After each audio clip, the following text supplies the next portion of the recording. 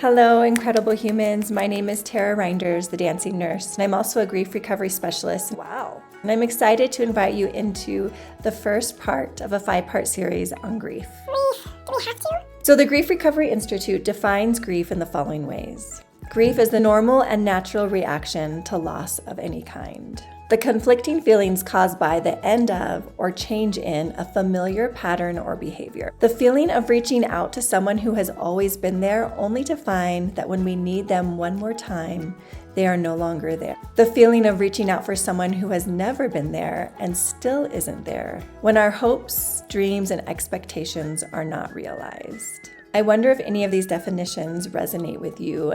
Big time. Big time. I love the definition of grief being the normal and natural reaction to loss of any kind, but yet it feels like we've been taught the opposite. Actually, we've been taught that our grief is not normal and that we should do everything in our power to suppress it, hide it, get over it, and be done with it as quickly as possible. When we think of grief, a lot of times we think of tangible losses, such as a lost loved one or a pet, something that we used to have and hold physically.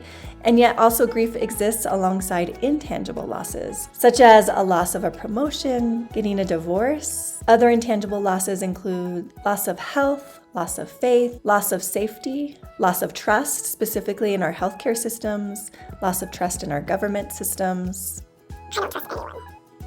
As nurses and healthcare providers, we also experience secondary traumatic grief, which is grieving alongside others as they're grieving their primary loss. This cumulative grief lives inside our bodies, and because we have not been taught what to do with our grief, or what to do when we begin to lose something or someone we love, we tend to not tend to the grief at all. Listen, sister.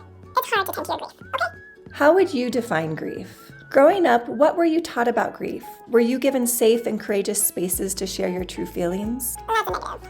What are some tangible and intangible losses you've experienced throughout your life? Let me count the ways. As we walk through our grief together, I want us to remember that grievers do not need to be fixed. We need to be heard. Thank you for being an incredible human and for being part of this community of care.